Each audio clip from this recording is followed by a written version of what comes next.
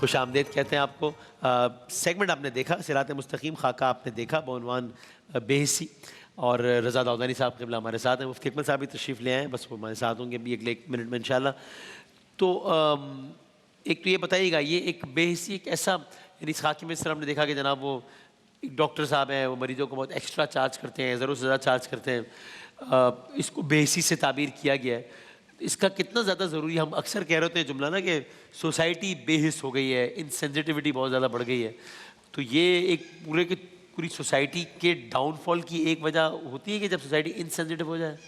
بسم اللہ الرحمن الرحیم. ایک لطیفہ نما جملہ ہے کہ اگر اپنا بچہ روتا ہے تو دل میں درد ہوتا ہے, اور اگر دوسرے کا بچہ روتا ہے تو سر میں درد ہوتا ہے.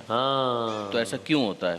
جب کوئی کسی چیز کو اون کرتا ہے تو اون کرنے کے بعد اس کی احساس کی جو کیفیت ہوتی ہے وہ ڈیولپ ہوتی ہے. وہ اپنے دل کے اندر اس کو کچھ فیل کرتا ہے, کچھ محسوس کرتا ہے. پھر اس کی خوشی کو بھی وہ اپنی خوشی سمجھنے لگتا ہے, اس کے غم کو بھی وہ اپنا غم سمجھنے لگتا ہے, اور اس کے نتیجے میں پھر اس کا ریئیکشن مختلف ہو جاتا ہے. اگر آپ اپنے بچے کو تکلیف میں دیکھیں گے تو ظاہر ہے کہ آپ کی خواہش ہوگی کہ کسی طریقے سے اس مسئلے کو ایڈریس کیا جائے, نہ کہ اس کو ایکسپلائٹ کیا جائے. اس سے نفع حاصل کرنے کی کوشش نہیں کریں گے, بلکہ کوشش کریں گے کسی طریقے سے اس مشکل کو حل کیا جائے. لیکن فرض کیجئے کہ اگر کسی دوسرے کے ساتھ یہ مسئلہ ہے اور انسان بالکل بے حس ہو چکا ہے, تو وہ چاہے گا کہ کسی نہ کسی طریقے سے اس کو ایکسپلائٹ کیا جائے. اگر جائز حدود میں کوئی کاروبار یا نفع کمانے والی بات ہوتی تو ٹھیک ہے, معاملات دنیا کسی طریقے سے چلتے ہیں, بازار ہے, مارکیٹ ہے, کچھ آپ اپنی سروسز آفر کر رہے ہوتے ہیں, سروس انڈسٹری میں یہی ہوتا ہے. کوئی پروڈکٹ آپ نے بنائی, آپ اس کو بیچنا چاہتے ہیں, لوگوں کی ضرورت ہے, تو یہ ڈیمانڈ اینڈ سپلائی گیپ کے ساتھ انسان اپنی چیزوں کو بیچتا ہے, کماتا ہے, صحیح ہے. لیکن جہاں پر کسی کی زندگی کا معاملہ ہے, کسی کی صحت کا معاملہ ہے, اس کے اندر یہ ایکسپلائٹیشن بتا رہا ہے کہ انسانیت کے جو احساسات ہیں وہ کتنے مان پڑ گئے ہیں, کتنی اس کے اندر کمی آ گئی ہے. یہ وہ منزل ہے کہ جہاں پر انسان اگر درد محسوس نہیں کرتا اور حساس نہیں ہوتا, تو اس کا مطلب یہ ہے کہ وہ جادہ, یعنی کہ عرفا نے اس کو ڈسکس بھی کیا ہے کہ اگر ایک انسان اپنے کمال کو دیکھنا چاہتا ہے تو اپنے دل میں جھانک کر دیکھے کتنا وہ درد محسوس کرتا ہے. جتنا وہ درد محسوس کرتا ہے اتنا ہی وہ صراط مستقیم پر اور جادہ کمال کے اوپر اور انسان کامل بننے کی راہ میں وہ آگے بڑھ رہا ہے. اور جتنا اس کے اندر درد ڈیوائڈ ہوتا چلا جائے, ختم ہوتا چلا جائے, وہ سمجھ جائے کہ وہ اس راہ کمال سے پیچھے کی طرف جا رہا ہے, آگے نہیں بڑھ پا رہا. صحیح ہے, بالکل ٹھیک. اور اب اچھا, میں ایک خاکے کے عنوان سے سوال آ گیا, بلکہ مفتی اکمل صاحب بھی تشریف لے آئے, تو میں ذرا خاکے کے حوالے سے ایک سوال مفتی اکمل صاحب سے پوچھ لوں, پھر آپ لوگوں کے اور ہی بہت سارے سوالات اب آ رہے ہیں. رمضان کا آخری عشاء قریب آ رہا ہے, السلام علیکم, رمضان کا آخری عشاء قریب آ رہا ہے, تو وہ اب اعتکاف کے حوالے سے بھی سوالات آ رہے ہیں اور بہت کچھ. تو لیکن میں چاہ رہا تھا کہ پہلے مفتی صاحب سے خاکے کے عنوان سے ایک سوال کر لوں. مفتی صاحب, بے حسی عنوان تھا آج کے خاکے کا. میں نے رضا داؤدانی صاحب سے بھی یہ پوچھا کہ ایک تو ظاہر ہے ہم کہتے ہیں اچھا انسان ہونے کے لیے انسان کو کا بے حس نہ ہونا ضروری ہے, لیکن شرعی حوالے سے بھی اس کی اہمیت ہے. بسم اللہ الرحمن الرحیم. پہلے تو دیکھیں یہ بے حسی دو طرح کی ہوتی ہے. صحیح. ایک حقیقتاً بے حسی, ایک جس کو آپ بے حسی قرار دے رہے ہیں. رائٹ. ایک خاتون تھی, انہوں نے ایک آرٹیکل لکھنا تھا, تو انہوں نے مجھ سے مشاورت کی کہ استاد تھوڑا اس میں مشورہ دیں, بے حسی کے موضوع پہ لکھنا ہے. ٹھیک. اور یہ وہ دور تھا جس ٹائم کچھ سیاسی بڑے خطرناک حالات تھے کراچی کے. رائٹ. سیاسی اس پہ مار دیا کرتے تھے, روڈ پہ لوگ پڑے ہوئے ہیں اور کوئی اٹھاتا نہیں تھا اس خوف کی وجہ سے کہ چار اور کھڑے ہوں گے مار دیں گے. بالکل ایسا ہی. جی. انہوں نے کہا اس وقت کتنی بے حسی ہوتی ہے, ایک آدمی پڑا ہوتا ہے اس کو اٹھاتے نہیں ہیں. میں نے کہا یہ بے حسی نہیں ہے, یہ مجبوری ہے. صحیح. آپ اس کو بے حسی دیکھ رہی ہیں. اسی طرح گورنمنٹ لیول پر بعض اوقات انٹرنیشنل لیول پہ ایسی مجبوریاں ہوتی ہیں کہ کچھ ایسے فیصلے کرنے پڑتے ہیں کہ ہم گورنمنٹ کو بے حس کہہ رہے ہوتے ہیں, لیکن وہ فیصلہ ان کی مجبوری بن جاتا ہے. اس لیول پر آنے کے بعد ہمیں پتہ چلتا ہے کہ واقعی حقیقی بے حسی کیا ہے. تو اس پوائنٹ پر بھی غور کرنا چاہیے کہ ہم بعض اوقات انگلی اٹھا رہے ہوتے ہیں, لیکن اس شخص کی مجبوری کیا ہے, کیا پرابلم ہے, وہ الگ بات. صحیح. ہاں, ہر شخص کو اپنا احتساب ضرور کرنا چاہیے. جیسے بھی ڈاکٹرز کا مسئلہ تھا کہ اللہ نے اتنی ماشاءاللہ وسعت دی ہے, رزق میں بڑی وسعت ہے, اور رزق حلال طیب ماشاءاللہ, اور لاکھوں کروڑوں میں آپ کما سکتے ہیں. اس میں اگر لوگوں کا خیال کر لیں بہت اچھی بات ہے. لیکن میں آپ سے بھی کہتا ہوں, آپ ایک دن راشن بانٹ کے دیکھیں, اگلے دن 50 آدمی نہ کے گھر کے سامنے کھڑا ہو تو بتائیے گا. ایک کا مفت علاج کر دیں, ایک کو رعایت دے دیں, 50 آدمی اور بولے گا بہت اچھا ڈاکٹر ہے ادھر جاؤ, وہ تو بھی فری میں علاج کرتا رہے, پھر وہ کیا کرے گا بیچارہ. تو یہ سے کافی مجبوریاں, لیکن جو یہ دکھایا گیا ہے ایک مجرمانہ کیفیت, یہ بھی غلط ہے, اور ہمارا مذہب جو ہے وہ اس کو بالکل لائک نہیں کرتا. صحیح. ایک مطلب ایک اصول کی سی حیثیت ہے. نبی کریم نے ارشاد فرمایا کہ تمام مومن ایک جسم کی مانند ہیں, کہ اگر ایک جگہ پر درد ہوتا ہے یا تکلیف ہوتی ہے تو پورا جسم درد محسوس کرتا ہے. تو ہونا ہی چاہیے کہ بے حسی یہ ہمارے مذہب اسلام کا حصہ نہیں ہے, بلکہ خیر خواہی، نصیحت، مواسات، اپنے مسلمان بھائی کو اپنی ذات سے کسی بھی طریقے سے فائدہ پہنچانا، اور حقیقتاً یہ ہم دوسرے کو نہیں پہنچا رہے ہوتے، یہ بینیفٹ ہمیں مل رہا ہوتا ہے، صحیح ہے۔ کیونکہ اللہ تعالیٰ کی رحمتیں نازل ہوتی ہیں، ہزارہ پچاسوں مصیبتیں اللہ تعالیٰ اور بے برکتیاں دور فرما دیتا ہے۔ بالکل صحیح، بہت مناسب، بالکل صحیح۔ اچھا اب اجازت دیں تو اور بہت سارے سوالات جو لوگ ویسے پوچھ رہے ہیں تو اچھا، فقہ جعفریہ کے مطابق کیا خواتین کے لیے منہ کا پردہ واجب ہے؟ نادورہ کہ شاید چہرہ ڈھانپنے کے عنوان سے یہ سوال ہے۔ نقاب کرنے کے حوالے سے جی بات جی ہوتی جی ہے۔ جی جو چہرے کی ٹکیا ہے اس کے حوالے سے اس کو پسند تو یقیناً کیا گیا ہے، لیکن یہ کہ اس کو واجب نہیں قرار دیا گیا ہے، اور بعض پرانے فقہاء یقیناً اس کے اندر زیادہ شدت کا مظاہرہ کرتے تھے، مگر موجودہ فقہاء اس کو بہرحال واجب نہیں کہتے۔ وہ کہتے ہیں کہ انسان اگر خاتون اپنے بال وغیرہ چھپائی ہوئی ہیں یا چن جو ان کی ہے تھوڑی ہے اس کو انہوں نے کور کیا ہوا ہے تو ان کا جو پردہ ہے وہ ہو جائے گا۔ چہرے کی حد تک بات ہو رہی ہے کہ وہ چہرہ نقاب کے ذریعے سے کور کرنے کو ضروری نہیں سمجھتے، پسند ضرور کرتے ہیں۔ بالکل ٹھیک مفتی صاحب۔ ہمارے فقہ حنفی میں اصلاً تو چہرے کا پردہ نہیں ہے، نبی کریم صلی اللہ علیہ وسلم نے اس کا استثناء فرمایا تھا، ٹھیک۔ ہاتھوں کا، پیروں کا اور چہرے کا اشارہ فرمایا، لیکن مجبوری کے اعتبار سے اگر کہیں مجبوری نہیں ہے تو اسی پر عمل کر سکتی ہیں خواتین، جیسے باہر کے ملکوں میں نقاب کرنا مشکل ہے تو چلیں اسکارف کم از کم پہن لیں، لیکن جہاں ایسی مجبوری نہیں ہے، چونکہ اب مرکز نکاح چہرہ بن گیا ہے۔ اچھا، پہلے دور میں جسم ہوتا تھا، اس لیے جو پرانے آپ شعراء کے اشعار دیکھیں گے جو زمانہ جاہلیت کے، وہ عورت کے جسم کے اوصاف کو انہوں نے ذکر کیا، تو حکمت رسول یہی نظر آتی ہے، حالانکہ چہرہ مین ہے۔ آپ اگر رشتہ لینے بھی جائیں گے تو کون جسم دیکھتا ہے؟ چہرہ دیکھتا ہے نا، اصل میں تو خوبصورت چہرہ ہو تو یہی اٹریکشن کا سبب بنتا ہے۔ تو اس لیے علماء نے فرمایا کہ اگر کسی مقام پر کوئی مجبوری نہیں ہے تو پھر عورت کو پردہ کرنا واجب ہے۔ اچھا، لیکن یہ واجب دو طرح کے ہوتے ہیں، ایک وہ جو قرآن و حدیث سے براہ راست ممانعت ثابت ہو، ایک وہ جو فقہا اپنی ذاتی رائے سے کسی چیز کو منع کرے۔ صحیح ہے۔ واجب دونوں ہی کہلائیں گے، لیکن اس واجب میں تھوڑا ہلکا پن ہوتا ہے، ان میں ذرا گہرائی ہوتی ہے اور سختی ہوتی ہے۔ تو بہرحال خواتین کو نقاب کرنا چاہیے جب کوئی مجبوری، شرعی مجبوری نہ ہو، اور اگر شرعی مجبوری بن جائے تو پھر وہ نقاب ہٹا بھی سکتے ہیں۔ بالکل صحیح، بالکل ٹھیک ہو گیا، صحیح۔ اچھا، کیا کسی کا راز پوشیدہ رکھنے کے لیے جھوٹ بولا جا سکتا ہے؟ راز کے اوپر ڈیپینڈ کرتا ہے، اور دوسری اچھا۔ بات یہ ہے کہ سامنے سے کیوں اس طرح سے اصرار کیا جا رہا ہے کہ وہ اس راز کو بیان کرے۔ لیکن یہ کبھی یعنی ہوتا ہے مثال نا کے مجھے ایک طور چیز پر معلوم ہے اور آپ کو معلوم ہے، اب آپ مجھے نا پیچھے پڑ گئے کہ بتاؤ، بالآخر میں اپنی جان چھوڑ کہوں کہ یار میرے علم میں نہیں ہے، یار مجھے نہیں معلوم کیا صورتحال میں ہے۔ مثال آپ کی خدمت میں عرض کرتا ہوں کہ راز کوئی ایسا ہے کہ جس کے نتیجے میں اگر نہ بتایا گیا تو سامنے والے کا نقصان ہو سکتا ہے۔ یعنی فرض کیجئے کہ شادی کی کوئی انکوائری ہے اور آپ کو معلوم ہے کہ یہ آپ کے بہت عزیز ہیں یا ویسے بھی ایک مسلمان ہیں اور وہ آپ کے اوپر اعتماد کرتے ہوئے پوچھنے کے لیے آئے ہیں، اور اگر وہاں پہ شادی ہو گئی تو اس کے نتیجے میں اس کو نقصان ہو سکتا ہے، تو کم سے کم اس طرح کے کسی جملے کے ذریعے سے اس کو متوجہ کر دینا، نہ یہ کہ مسئلہ لگا کہ خواہ مخواہ اس بیچارے کی جو بارے میں پوچھنے کے لیے آیا ہے اس کو خواہ مخواہ اور زیادہ رسوا کیا جائے، نہ، لیکن یہ کہ بہرحال اتنا بھی نہ ہو کہ اس تک جو حقیقت حال ہے وہ نہ پہنچے اور بعد میں وہ پچھتاوے کا سبب بن جائے۔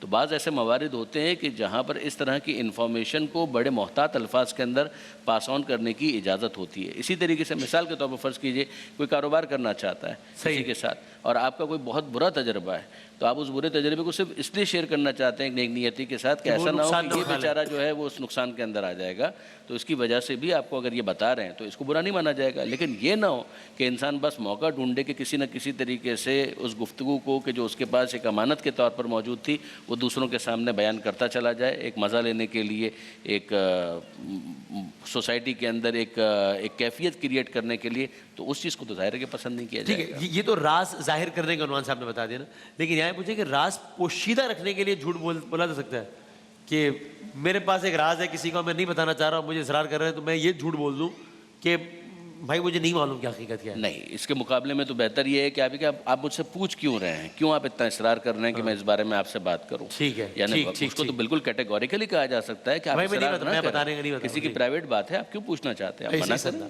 بالکل صحیح سب۔ جی ہاں بالکل، بہت اچھا جواب دیا ہے ماشاءاللہ۔ بس یہ ہے کہ بعض اوقات اگر باس آپ سے پوچھے یار بتاؤ فلاں کا مسئلہ، اب آپ گھبرا گئے اور بتانے میں فتنہ بہت زیادہ ہے، ٹھیک ہے، اس وقت وہی پہلی بات تو ہے کہ زومانی بات آپ کہہ دیں، اور اگر زومانی بات سے وہ نہیں ٹلے گا کیونکہ باس بھی بہت تیز ہوتا ہے، کراس کوسچننگ کرے گا، اور پھر فتنے کا اندیشہ بہت زیادہ ہے تو پھر صراحتاً جھوٹ بھی بول سکتے ہیں۔ یہ خاندانی معاملات کے اندر بھی ہوتا ہے، بعض اوقات ایک بہو کو بلا کر ساس پوچھتی ہے، اور بڑی خطرناک ساس ہے کہ وہ بیٹے کو کہہ کے طلاق دلوا دے گی، اور دوسری بہو کا راز معلوم کر رہی ہے، اس کو پتہ ہے کہ اگر میں اپنی وہ کیا کہلاتی ہے اب یہ बहुएं आपस में क्या कहलाती हैं? क्या होता है पता नहीं। नहीं नहीं नहीं, देवरानी देवरानी जेठानी कहलाती है ना, देवरानी जेठानी। उसका राज जाहिर कर दूंगी तो मसाइल पैदा होंगे। सास माशाल्लाह महारत तामा रखती हैं इस मामलात के अंदर। तो ऐसी सूरत में जुमानी बात और वरना सराहतन झूठ भी चल सकता है, क्योंकि फितने को ख़त्म करने के लिए। हाँ, ये तो पहले भी एक सवाल आया था कि दो लोगों में आपस में सुलह कराने के लिए क्या हकीकत से हटके की बात की जा सकती है, तो ये उसी मानों में आ गया नहीं। बिल्कुल सही। अच्छा, एक सवाल ये है कि भाई हमें पता है कि सिगरेट हमारी सेहत के लिए अच्छी नहीं होती, और हमें ये भी पता है कि जानलेवा भी हो सकती है, फिर भी अगर पी रहे हैं तो क्या ये किसी न किसी लेवल पर क्या ये खुदकुशी के दर्जे में आएगा? इसको सराहतन खुदकुशी के दर्जे में तो नहीं कह सकते, कि ज़रूरी नहीं कि वो मौत का सबब भी बने। हाँ। अच्छा, इसमें फिर दो चीज़ें होती हैं। एक ये कि इतने लिमिट में इस्तेमाल करना कि वो मुज़र सेहत ना हो। शौक या एक आध सिगरेट अगर रोज़ाना पी ले आदमी, या डॉक्टर बातों का सजेस्ट करते हैं गैस प्रॉब्लम के अंदर, तो उसकी तो गुंजाइश निकलेगी। वो भी बेहतर है कि उसको दलील बना लें, किसी डॉक्टर वगैरह से मशवरा या किसी आलिम से इजाज़त ले लें, तो बहुत ही बेस्ट है। लेकिन इतनी कसरत से स्मोकिंग करना कि फिर वो अंदर फेफड़े वगैरह ख़राब हो जाएं, तो वाजिब है कि उसको टेस्ट करवाया जाए। अपना टेस्ट करवाएं कि भाई किस हद तक कंडीशन हो चुकी है। अगर ये लगता है कि आगे हलाकत यकीनी है, तो वला तुल्कु भी ऐदीकुम इला तहलुका के तहत ही आएगा कि अपने आप को जानबूझकर हलाकत में मुब्तला ना करो। सही है। वरना ये देखिए, आज बदामी साहब कौन सी ऐसी चीज़ है जो मुज़र सेहत नहीं है? हाँ, आप टीवी प्रोग्राम देख लें, मुर्गी मत खाओ, ठीक। सब्जियां ना खाओ, केमिकल वाली आ रही हैं, ये ना खाओ, इसमें ये मिला हुआ है। वो कौन सी चीज़ है वो? लेकिन अल्लाह ने बॉडी ऐसी बनाई है, देखें, इससे भी अल्लाह के इल्म की वुसअत पता चलती है और कुदरत कामिला। जिस्म अल्लाह ने इरादा कब फरमाया? अज़ल से, और क़यामत तक जितनी चीज़ें ईजाद होती रहेंगी, बॉडी उनको फेस करती रहेगी और मुकाबला कर सकती है और उसके मुताबिक ढल सकती है। सही है। बस जब हम बहुत ज़्यादा जुल्म व सितम कर देते हैं कि चूंटी को पाँव की जगह दबा के कुचल दें, तभी काम ख़राब होता है। वरना अगर एतदाल से चलें तो अल्लाह ताला ने बॉडी को उसी माहौल के अंदर ढल जाने का एक मलका दिया है। मैं आगे बढ़ के सवाल करूँ, ये सवाल पूछने की वजह है क्योंकि मैंने लोगों को इस पर भी दलाइल बनाते देखा है। फिर वो इस बात वजह पहले बयान करें ना, फिर उसके मुताबिक जवाब देंगे। ठीक है, मैं बताता हूँ। वो ये कि वो फिर कुछ और किस्म के जो नशे हैं ना, बाकायदा शराब की बात नहीं कर रहा, क्योंकि शराब का तो कहते हैं आप वो तो पता है कि जनाब ड्रग्स हैं, कोई चीज़ स्निफ करने की है या क्या, वो फिर इन बातों को अगर वो करके कि भाई ये मैं इतनी नहीं कर रहा कि जो है ना जान का नुकसान हो, वो ड्रग्स कर लेते हैं। मैं तो ये हफ्ते में एक कर लेता हूँ, ये तो मैं महीने में 2 मरतबा कर लेता हूँ, इससे जान का नुकसान नहीं है। और वो ये पूछते भी हैं कि ये कहाँ लिखा है कि ये हराम है? शराब का तो लिखा है हराम, ये कहाँ हराम है? ये तो बस सिगरेट की एक एडवांस फॉर्म है बस। अच्छा, पहली बात तो ये कि अल्लाह ताला ने फरमाया अतिउल्लाह व अतिउर रसूल व उलिल अम्रि मिनकुम, अल्लाह की इताअत करो, रसूल की इताअत करो और उनके जो तुम में हुक्म वाले हैं। और इसकी तौदी तशरीह ये हुक्म वाले से मुराद जो मुज्तहिदीन, मुफ्तियान किराम, उलमा जो मसाइल को समझने की सलाहियत रखते हैं, तरबियत इस्लाह का काम कर रहे हैं, गोया कि उनका हुक्म मानना भी वाजिब है। तो ये कहना कुरान और हदीस में कहा, ये लो कुरान में मौजूद है कि उलमा की इताअत वाजिब है। पहली बात तो बिल्कुल सही। दूसरी ये कि देखिए, हमारा काम होता है नफ्स मसला बयान करना, और दूसरा होता है एक मुशावरत। ये यूँ कह लें कि एक फ़तवा होता है, एक तकवा होता है। फ़तवा तो फिर यही देंगे ना कि अगर उसके लिए मुज़र सेहत नहीं है, शरीयत ने बराह रास्त मना नहीं किया, हालत नशे में भी नहीं आ रहा, तो मैं उसको हराम कैसे कह सकता हूँ? हाँ, मैं फिर मशवरा दे सकता हूँ कि देखो ऐसा ना करो, क्योंकि तबीयत इंसानी अक्सर बेकाबू हो जाती है, नफ्स हमारे कंट्रोल में नहीं होता। 2 चुस्कियाँ लगाने पर जब नफ्स तुमसे नहीं काबू में आ रहा, तो 6 चुस्कियों में कैसे काबू कर लोगे जब एक दफ़ा नशा मिल जाएगा? ये हम समझा सकते हैं। ये हमारी मजबूरियाँ होती हैं। ये नहीं है कि लठ मार के फिर तो हर चीज़ को मैं पहले ना कह दूँ हराम, बिल्कुल सही, ताकि लोग पहुँचे नहीं उस तक। ये हमारी मजबूरी होती है। नहीं, ठीक, बिल्कुल ठीक जनाब।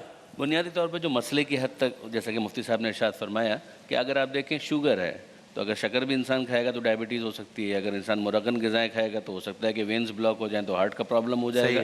तो वो सारी चीज़ें बहरहाल इस वजह से हराम नहीं हो जाएंगी। हाँ, अगर किसी का ख़ास एक मसला है कि अब दिल उतना बेकाबू हो चुका है कि जिसके बाद अब मज़ीद इस्तेमाल के नतीजे में हार्ट अटैक ही होगा, और डॉक्टर मना कर रहा है और ये कह रहा है, तो फिर ज़ाहिर है कि इस तशख़ीस के बाद, इस डायग्नोसिस के बाद उस पर्टिकुलर पर्सन के लिए इसका इस्तेमाल करना दुरुस्त नहीं होगा। बाकी तमाम अफराद के लिए मशवरे हो सकते हैं, एडवाइस की जा सकती है। जहाँ तक नशे के मामलात हैं, वो तो अपनी जगह पर बिल्कुल हराम है, सराहत है उसकी, लिहाजा उसको तो इस डिस्कशन के अंदर नहीं लाना चाहिए। शराब इस डिस्कशन से बाहर आ जाएगा। दूसरी एडिक्शंस जितनी भी हैं जो ड्रग्स से रिलेटेड हैं, उसको इसके अंदर लाना पड़ेगा कि नहीं जनाब, ये तो ऑलरेडी हराम की कैटेगरी के अंदर जाएगा ही। और ज़ाहिर है कि वो जो तफसीर अतिउल्लाह व अतिउर रसूल व उलिल अम्रि मिनकुम की है, वो एक तफसीर वही है कि जो मुफ्ती साहब ने इरशाद फरमाई, हमारे यहाँ इमाम अहले बैत इससे मुराद है। صحیح. اور وہ اجتہاد کا اور مجتہدین کا کانسیپٹ تو اہل تشیع میں بھی جی ہاں، ہے. غیبت کے زمانے میں تو یہ بالکل ہے کہ جو بھی فقہا اجتہاد فرماتے ہیں تو جو ان کی تقلید میں ہے ان کو اس کی بات کو ماننا پڑے گا. اس کے علاوہ حکم یعنی پروردگار پھر وہ کو جاننے مجتہدین کا بتا رہے ہمارے ہوتے ہیں پاس. کہ یہ جو مسئلہ ہے ابھی عصر حاضر کے حساب سے جی ہاں. اس کی تعبیر یوں بنتی ہے, جی ہاں. اس لیے یہ چیز جائز ہے, یہ چیز جائز ہے. غیبت کے زمانے میں ہمارے یہاں یہی بالکل. اور ایک آخری بات بتا دیجیے, بس وقت ختم ہو گیا. نماز میں خیالات آتے ہیں تو کیا کانسنٹریٹ کرنے کے لیے آنکھیں بند کر کے نماز پڑھ سکتے ہیں؟ کبھی تو نا انسان توجہ کے لیے ذرا تو یہ ٹھیک. زیادہ بہتر جو چیز ہے نا جس کو شریعت نے کہا بھی ہے وہ یہ ہے کہ انسان اپنی آنکھوں کو بند نہ کرے, بلکہ جیسے قیام کی حالت میں ہے تو وہ جس جگہ پر سجدہ کرنا ہے اس جگہ کو دیکھتا رہے. صحیح ہے. اسی طرح سے مثال کے طور پر رکوع کی حالت میں ہے تو دونوں پیروں کے درمیان دیکھتا رہے, یا مثال کے طور پر سجدے کی حالت میں ہے تو اپنی آنکھوں کو یا اپنی نظروں کو ناک کی طرف متوجہ کرے. اسی طرح سے جب وہ دو سجدوں کے درمیان بیٹھتا ہے تو اپنی جھولی کے اوپر اس کی نظریں ہوں. تو یہ تمام تر چیزیں بھی اس کی اٹینشن جو ہے اس کو فوکس کرنے پر اسے آمادہ کریں گی. دوسری بات یہ ہے کہ جتنے بھی اذکار وہ پڑھ رہا ہے اس کے مطلب کے اوپر تھوڑا سا توجہ کرے. سورہ فاتحہ اگر پڑھ رہا ہے تو سورہ فاتحہ کے اندر وہ کہہ کیا رہا ہے, الحمدللہ رب العالمین, تمام تعریف اللہ کے لیے جو عالمین کا پالنے والا ہے.